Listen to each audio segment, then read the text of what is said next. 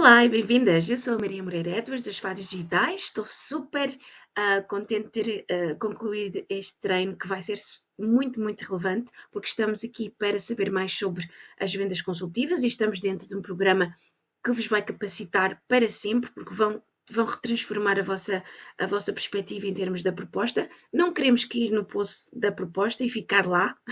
Queremos sair do poço e concluir a venda, e hoje vou falar sobre esse processo. Portanto, hoje vamos falar dos fundamentos e daquilo que é o entendimento básico do que é uma proposta e onde é que ela deve ser utilizada dentro do contexto da venda consultiva. Como sabem, estou sempre muito ativa no LinkedIn e acessível dentro da plataforma. Peço que se liguem a mim, se já não o tiverem feito, e também às Fadas Digitais, em termos de perfil de empresa.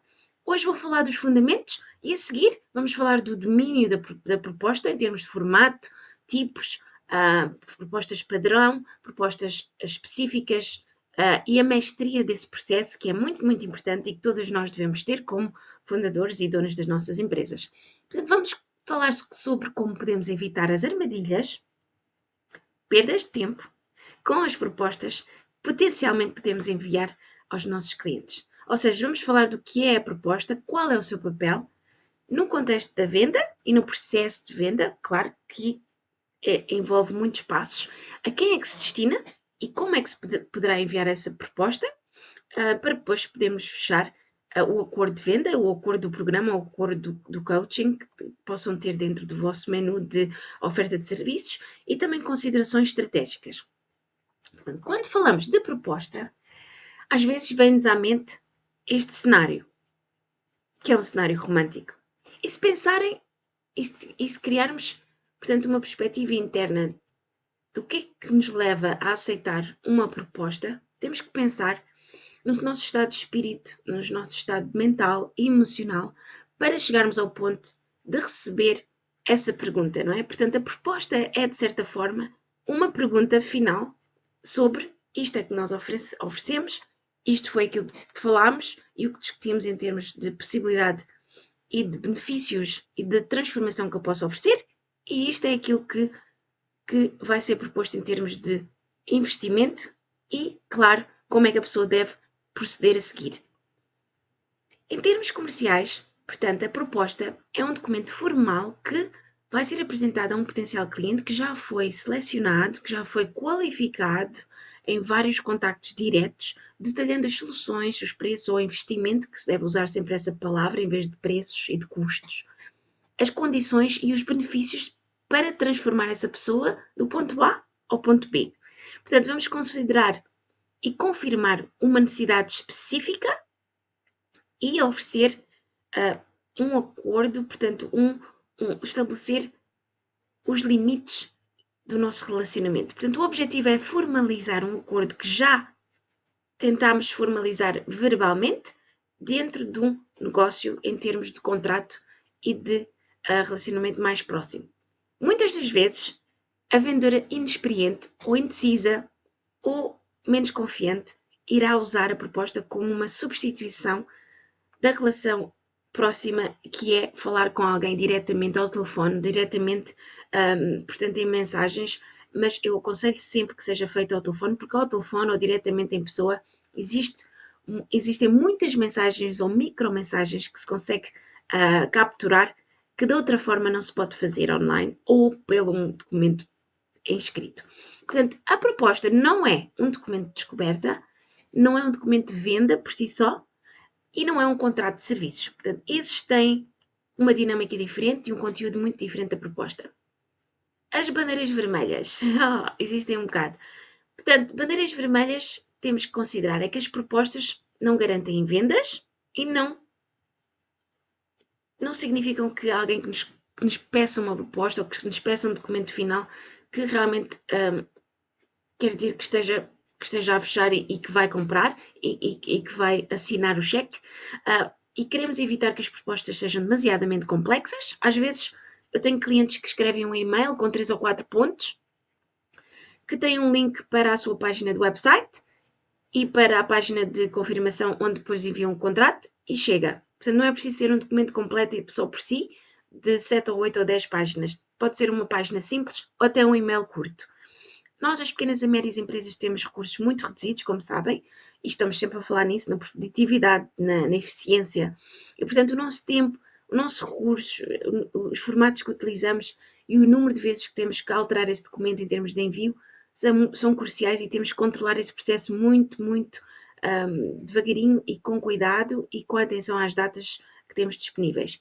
E claro, podemos sempre direcionar a pessoa para outras fontes de informação, para os nossos perfis, para o nosso website, para os nossos programas em termos de páginas que já estejam feitas online e que vai cortar muito do tempo da administração que tenha que ser feita dentro desse processo. Portanto, existe sempre uma alternativa. O que nós não podemos fazer é relaxar, pensar que a proposta é o suficiente e baixar as nossas ferramentas e pensar que já está tudo concluído só porque a pessoa pediu uma proposta em concreto.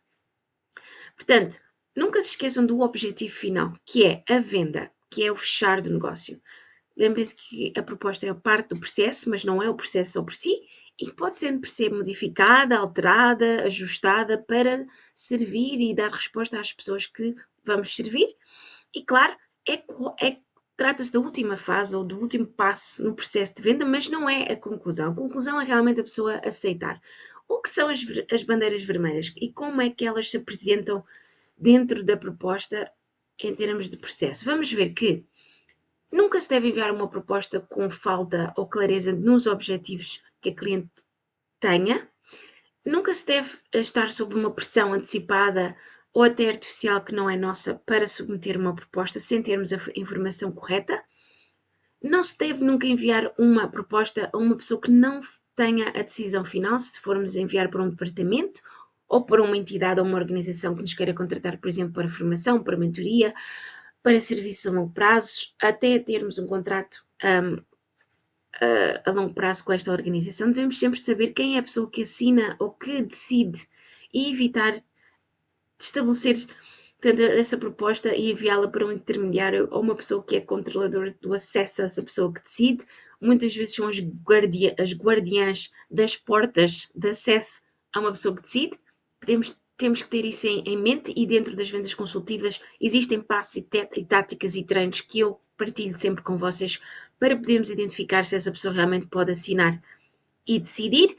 Nunca podemos e não devemos incluir informação que é vaga ou que muda de dia a dia até podermos emitir esse documento, e não devemos focar-nos excessivamente no preço, embora tenhamos que ter esse preço, ele deve ser o mais simples possível. Se houver um processo de pagamentos, por exemplo, alternativo, se não for a pronto e se houver um desconto para além do pagamento a pronto, se for em 2 ou 3 pagamentos, que sejam muito simplificados e fáceis de entender, e que não podemos, temos que também ver se a pessoa está a pedir a várias pessoas a mesma proposta ou se está mesmo só a falar connosco.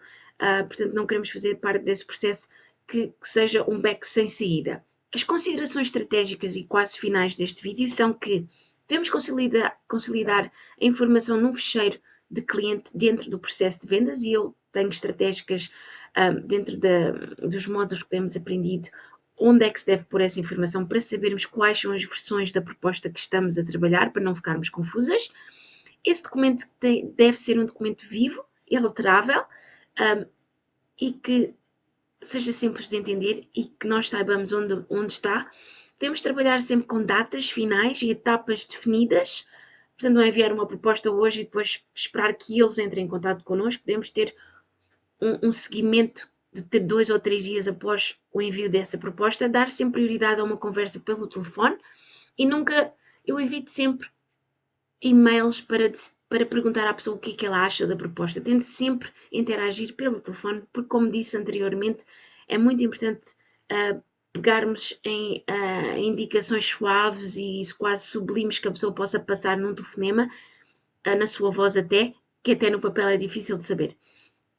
E podemos pedir informação da decisão o quanto antes para limitarmos e encurtarmos o processo da venda. Portanto, para não termos 4, 5, 6, 10 propostas à espera de uma decisão.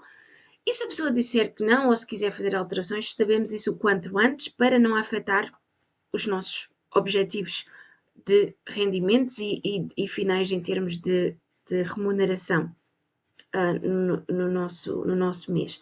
Portanto, a dica final deste vídeo é que, antes de investirmos tempo numa proposta, valide sempre o seu interesse, o seu orçamento, que já sabem qual é o valor que têm que investir no nosso programa, ou nos nossos serviços, ou no nosso tipo de serviço, se for a uma percentagem, etc., em termos de estrutura de pagamentos, e que seja uma pessoa com autoridade e que tenha alguma urgência para decidir dentro de um espaço específico de tempo.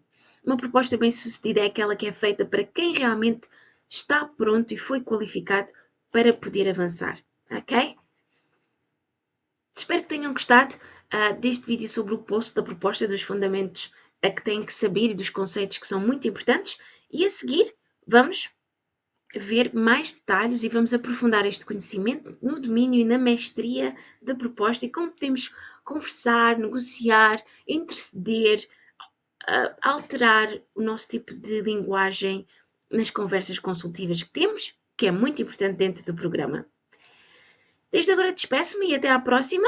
Continuamos aqui dentro, se tiverem links ou documentos a recolher, por favor, façam-no agora e implementem aquilo que aprenderam agora. Lembrem-se que a ação e a teoria sem a ação não vale nada. Muito obrigada e até à próxima.